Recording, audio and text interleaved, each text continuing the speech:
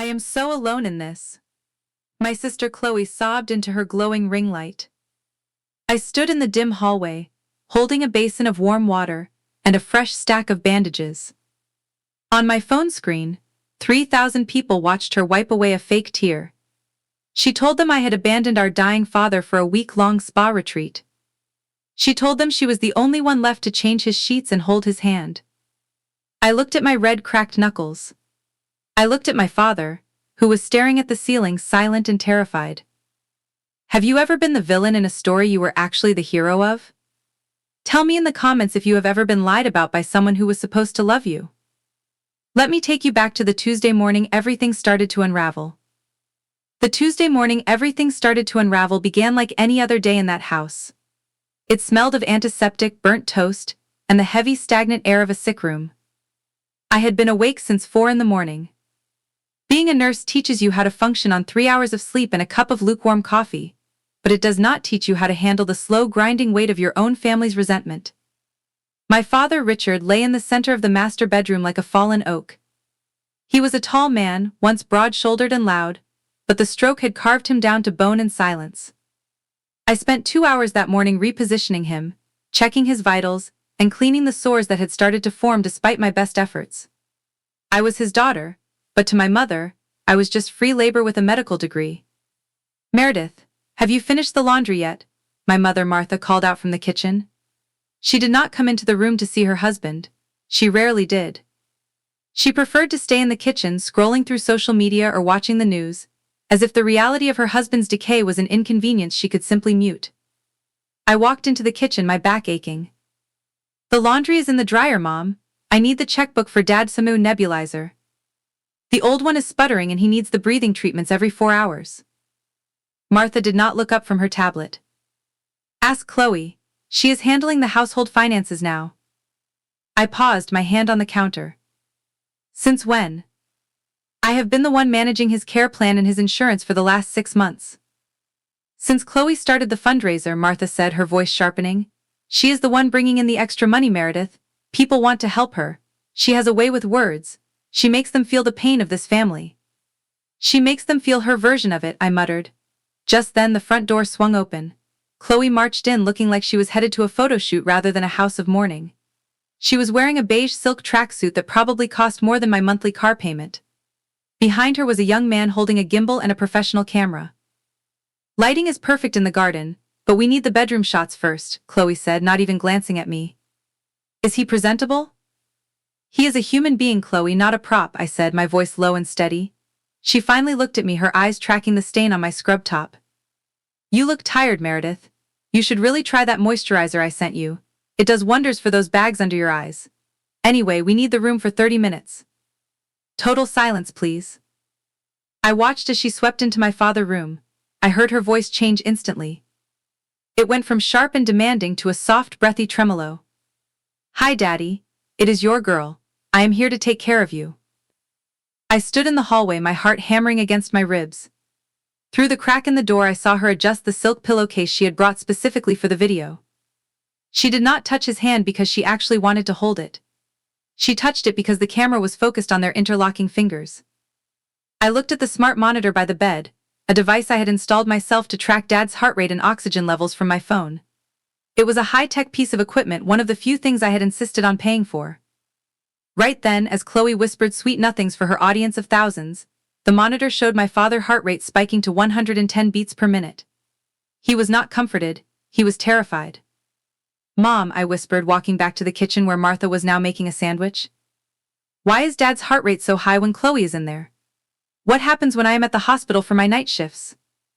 Martha froze for a fraction of a second, her knife hovering over the bread. Do not be dramatic, Meredith. He is probably just excited to see her. She brings life into this depressing house. It is not drama, I said. It is data. And speaking of life in this house, where is the $10,000 from the first round of donations? The pharmacy called. The bill for his blood thinners is 3 weeks overdue. Martha finally looked at me, but there was no guilt in her eyes, only a cold, hard defensiveness. That money is being reinvested. Chloe needs to maintain an image to keep the donations coming. If she looks poor and haggard like you, nobody clicks. No clicks, no money. Do you want your father to have nothing? I felt a chill that had nothing to do with the air conditioning. My sister was selling our father's slow death for clicks, and my mother was the manager of the circus. But there was something else. I noticed a stack of mail on the corner of the fridge tucked behind a decorative ceramic rooster. It was an envelope from the county tax assessor. It was marked Final Notice. I reached for it, but Martha snatched it away before my fingers could touch the paper. That is none of your business, she snapped. The taxes on this house are paid through Dad's semi pension, I said, my confusion turning into a sharp, cold dread. Unless the pension is gone, too. Go back to work, Meredith, Martha said, her voice trembling slightly. You are just a nurse. Stop trying to be the accountant. I walked out of the kitchen and back toward the hallway. The cameraman was coming out of the bedroom checking his footage. Chloe followed him, looking satisfied. She did not notice me standing in the shadows of the linen closet. Did you get the shot of the old bandages on the floor? Chloe whispered to him. Yeah, the guy said. Looked real gritty. Very overworked daughter vibes. Perfect, Chloe said, a cruel smile touching her lips. I will caption it about how I have to clean up after Meredith mess every single day. The engagement on the Lazy Sister posts is through the roof this week. I felt the world tilt. It was not just that they were taking the money. They were building a narrative where I was the villain, the negligent daughter, the one who did not care. And they were doing it while I was the only thing standing between my father and a lonely, painful end. I went into my father's room after they left. The silk pillowcase was gone, replaced by his standard clinical one. He was looking at me, his eyes wet. He tried to move his hand, his fingers twitching toward the drawer of his nightstand. What is it, Dad? I whispered, leaning in close. He could not speak, but he managed to nudge the drawer with his knuckles. I opened it. Underneath a stack of old crossword puzzles was a small, handheld digital recorder I had given him months ago so he could record messages for his grandchildren. I pressed play, expecting to hear a greeting. Instead, I heard the sound of my sister's voice, but it was not the voice from the livestream. It was cold, metallic, and filled with a hatred I did not know she possessed. If you make a sound while I am filming, I will skip the morphine tonight, Chloe's voice hissed from the speaker. Do you understand me, old man? Smile for the camera or you will hurt. It is your choice. I sat on the edge of the bed, the recorder heavy in my hand. My father began to cry, a silent, shaking sob that broke my heart into 1,000 pieces. I realized then that I was not just fighting for the truth, I was fighting for his life. I sat in my car for 20 minutes before my shift at the hospital, the digital recorder burning a hole in my pocket. I played the clip over and over. Smile for the camera or you will hurt. Each time I heard it, my hands shook. I was a nurse. I was trained to protect life, to advocate for the vulnerable. And here I was, failing the one man who had spent his entire life protecting me. The hospital was a blur of fluorescent lights and the rhythmic beeping of monitors. It was usually my sanctuary, the one place where I knew exactly what to do. But that night the air felt thin. Meredith, can I talk to you for a second? It was Sarah, one of the head nurses. She looked uncomfortable, holding her tablet like a shield. We had worked together for 10 years. She had been at my wedding and my divorce. Is everything okay? I asked, though I already knew the answer. She turned the tablet toward me. It was Chloe's latest post. The caption read, "Heartbroken. My sister hasn't answered my calls in 2 days. Dad is asking for her, but I guess some people find their social life more important than family duty. Pray for us." There were 4,000 comments. She should be fired, one person wrote. How can she care for patients if she won't even care for her own father? Another said, I know where she works. We should call the administration. I felt the blood drain from my face. My sister wasn't just stealing my peace, she was coming for my livelihood. The board received 15 emails today, Meredith, Sarah whispered, her voice filled with pity. They know it is family drama, but the optics are terrible. They want you to take a week of unpaid leave, just until things quiet down. Sarah, she is lying, I said, my voice cracking. I am the only one there. I am the one doing the work. I believe you, she said, but the internet believes her. Go home. Sort this out. I didn't go home. Not yet. Instead, I drove to the county records office. If Martha was hiding mail behind a ceramic rooster, there was a reason. It took me 2 hours and a very helpful clerk who recognized me from my time in the intensive care unit to get the documents. I sat on a park bench under a dim street lamp, the paperwork spread out on my lap. I expected to find unpaid property taxes. What I found was a nightmare. 6 months ago, a lien had been placed on the house. My mother had taken out a second mortgage for $250,000. The house my father had worked 40 years to pay off was now a ticking time bomb. But it wasn't the amount that made my stomach turn, it was the destination of the funds. The money hadn't gone to medical bills or caregivers. It had been transferred in 3 large installments to an entity called Chloe B. Media LLC. My mother hadn't just been enabling Chloe, she had bet the roof over their heads on Chloe's fame.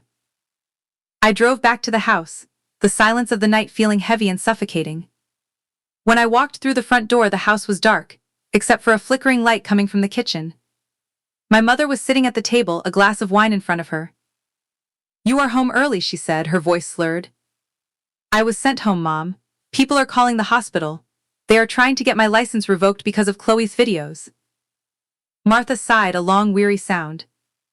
"She is just doing what she has to do, Meredith. It is a business. You wouldn't understand." "A business?" I threw the county records onto the table.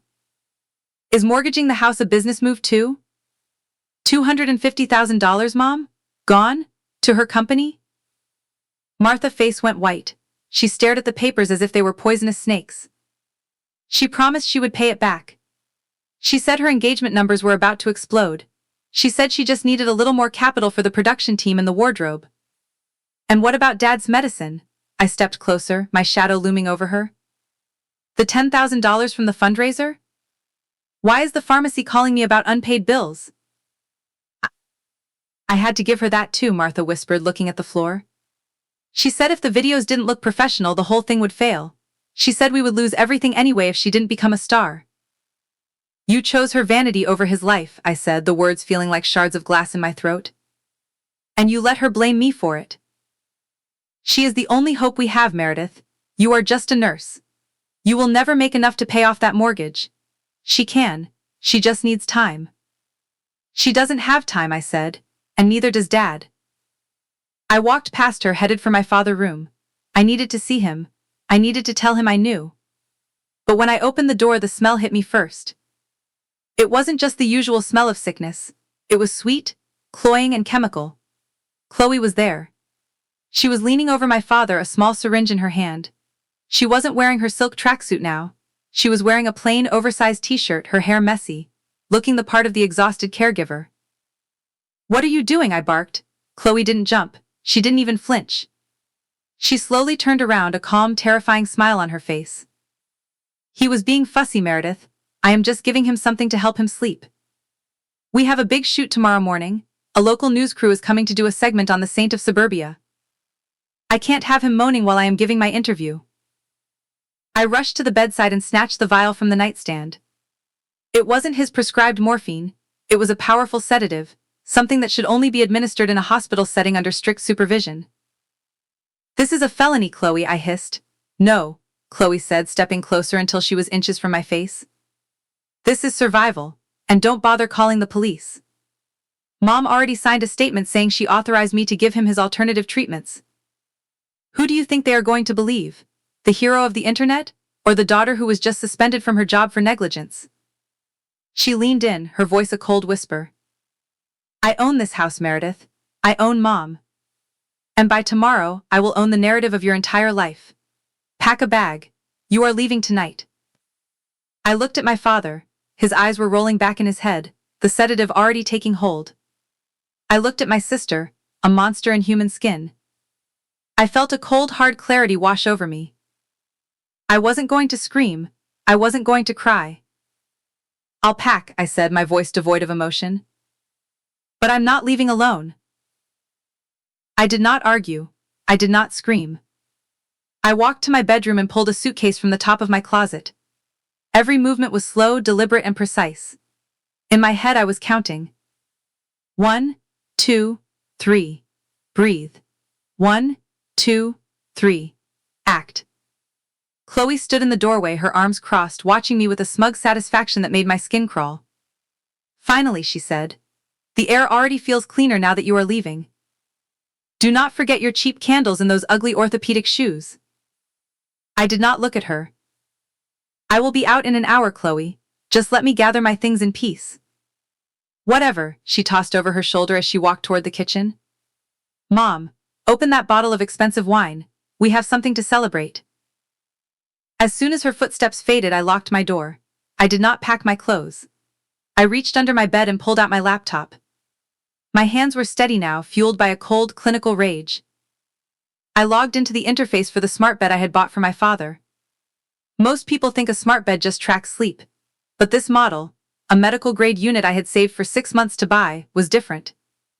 It recorded every shift in weight, every time the side rails were lowered, and every time the patient was turned. It was a digital witness.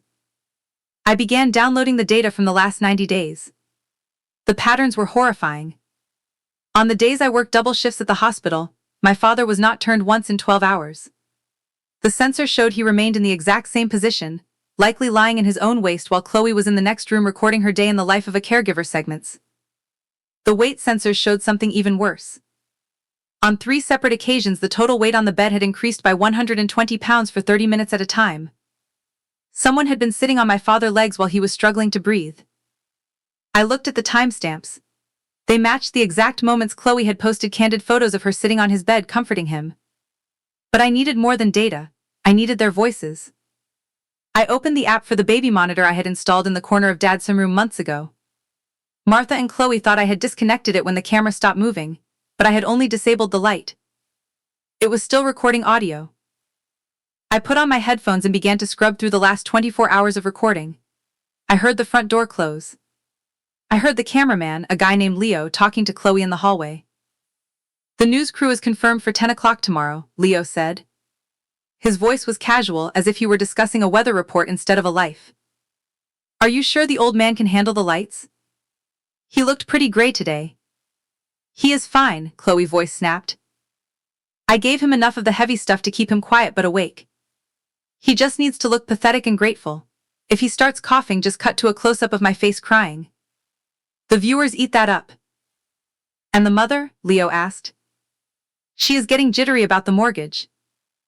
"Mom is a drunk," Chloe laughed. "As long as I keep the wine cellar full and promise her a condo in Florida once we sell the Saint of Suburbia documentary rights, she will say whatever I tell her to say. She knows she is nothing without my followers." My heart felt like it was being squeezed by a cold hand. My mother wasn't a victim of Chloe manipulation, she was a partner in it. She had sold her husband dignity for a glass of Chardonnay and a dream of a Florida sunset. I heard the clink of glasses from the kitchen. They were already celebrating. I finished downloading the files to an encrypted drive. I packed a small bag with my essentials, but I also took something else. I went into the bathroom and grabbed the vial of sedative Chloe had used on my father. I tucked it into a hidden pocket of my suitcase. Then, I walked back into my father's room. He was awake, but his eyes were glassy. I leaned down and kissed his forehead. "I'm not leaving you, Dad," I whispered into his ear. "I'm just going to get the lights ready for the show." He squeezed my hand. It was a weak, trembling pressure, but it was there. I walked into the kitchen. Chloe and Martha were sitting at the table, the half-empty bottle of wine between them. They looked at me with identical expressions of bored contempt. "I'm going," I said. "I've left the key on the counter." "Good," Martha said, not even looking up. "Make sure you do not come back for any forgotten items. Anything left in that room by tomorrow morning goes in the trash." "I understand," I said. I walked out the front door and into the cool night air. I did not go to a hotel. I drove 2 blocks away and pulled into the parking lot of a 24-hour diner. I opened my laptop and began to write. I did not write a Facebook post. I did not record a TikTok.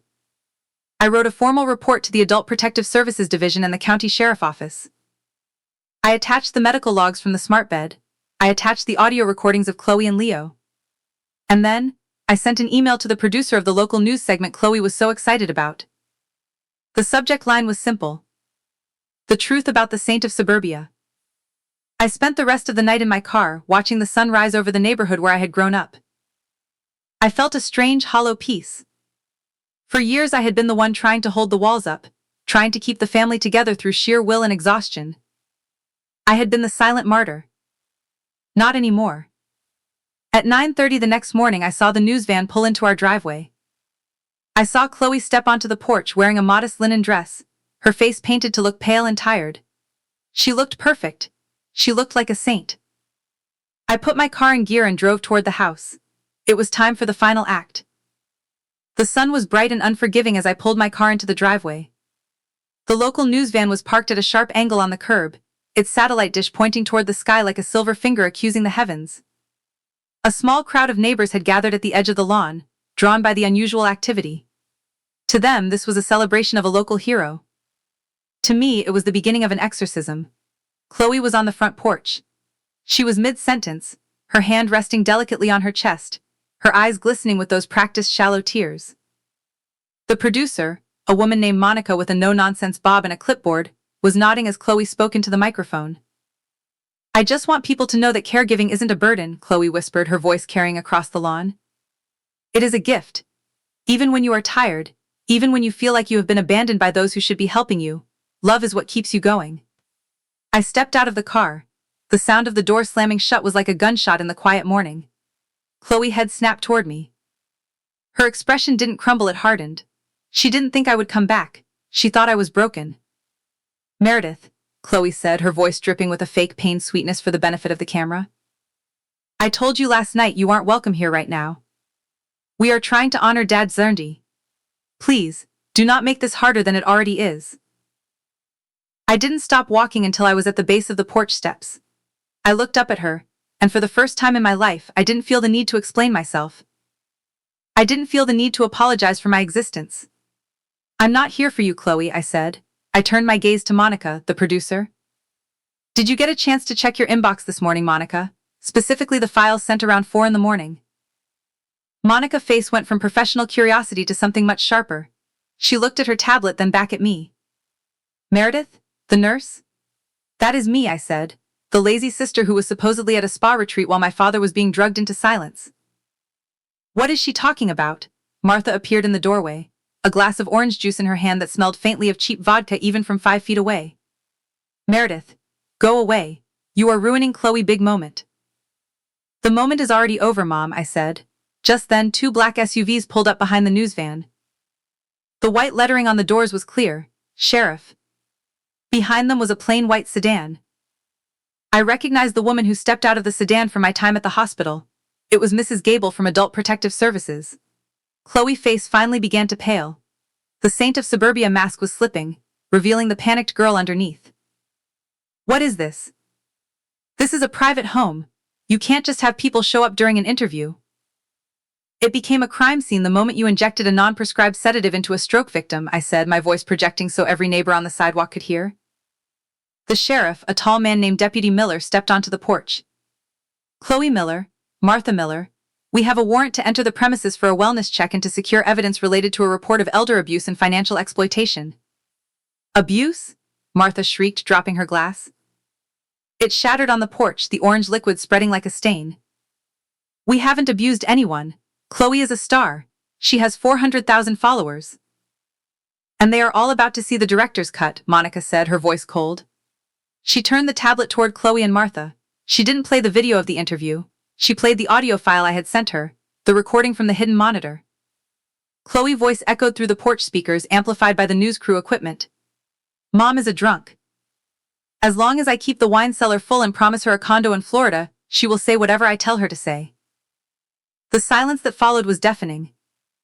I watched my mother. I watched the realization hit her. The realization that the daughter she had sacrificed her husband for, the daughter she had stolen $250,000 for, viewed her as nothing more than a useful drunk. Martha turned to Chloe, her eyes wide and bloodshot. You said we were a team, Chloe. You said you loved me." "Oh, shut up, Mom," Chloe snapped, the mask finally shattering completely. The cameras were still rolling. The red light was still on. "You were happy enough to sign the papers when you thought there was a reality show deal in it. Do not act like you have a conscience now." Deputy Miller moved past them, heading straight for my father's room. Mrs. Gable followed him. I started to go with them, but Chloe stepped in my way, her face twisted in a snarl. "You think you won?" she hissed. "I'll delete the accounts. I'll move. I have enough money hidden away that you will never find it. You're still just a broke nurse with a suspended license." "I don't care about the money, Chloe," I said, stepping around her. "And my license? I've already spoken to the board. When they saw the data from Dad's smart bed, the proof that you neglected him for 12 hours at a time while you were filming your tutorials, they didn't just reinstate me, they thanked me." I walked into my father's room. It was quiet. Deputy Miller was standing by the bed looking at the sensor logs I had pulled up on the bedside monitor. Mrs. Gable was gently checking my father's pulse. My father looked at me. For the first time in months, the terror was gone. He saw the uniforms, he saw the professionals, and he saw me. He reached out his hand. I took it, and this time, there were no cameras. There was no lighting.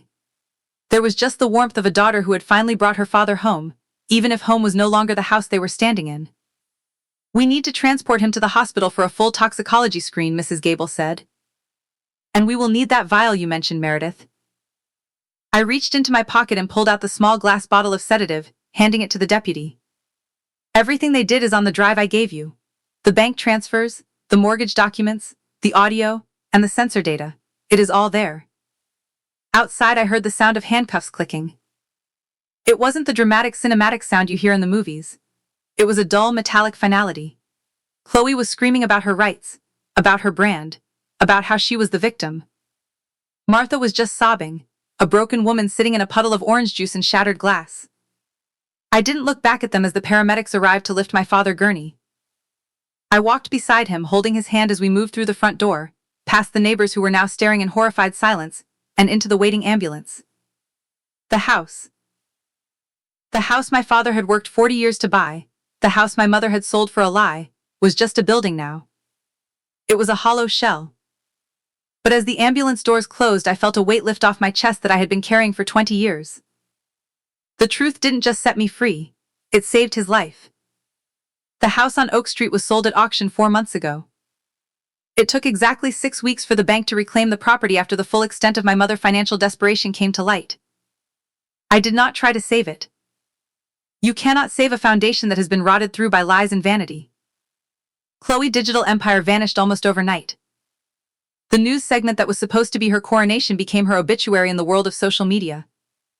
The saint of suburbia was rebranded as the monster of the Midwest by the very same people who had once sent her money. She faced charges of third-degree elder abuse and felony financial exploitation. Because it was her first offense, she avoided significant jail time, but she was ordered to pay back every cent of the $250,000 she had diverted from the house. She now works at a retail call center far away from any cameras, her wages garnished for the next 20 years. Martha is living in a small assisted living studio funded by the state. She calls me sometimes, her voice thin and trembling, asking when I am coming to take her to brunch. I tell her the truth every time. I am not coming. I have paid for her basic comforts and I ensure she has her medication, but I will not offer her my soul to feast on anymore. Healing began the moment I realized that being a daughter did not require me to be a victim. I am back at the hospital now. My colleagues welcomed me back with a quiet, somber respect that meant more than any online tribute ever could. I am no longer the silent martyr. I am a woman who knows exactly where her boundaries are drawn. But the real victory happens every afternoon at 3 o'clock. That is when I visit my father at the rehabilitation center.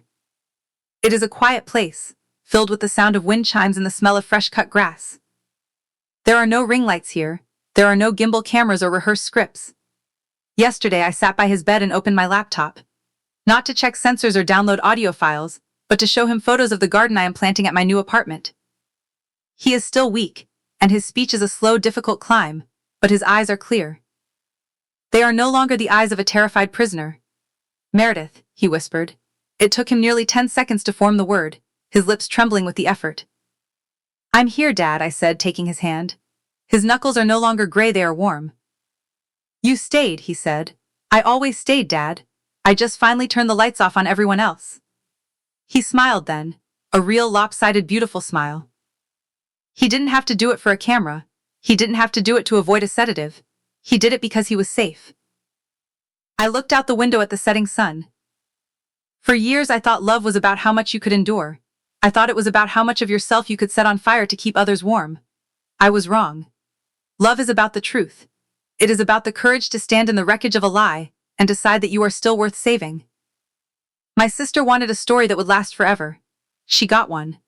But mine is the only one that ends in peace. If you have ever had to walk away from a toxic family member to save yourself, I want you to know that you are not the villain. You are the survivor. Thank you for listening to my story. If this touched you, please consider subscribing for more stories of truth and healing. And remember, the most important person you will ever have to protect is yourself.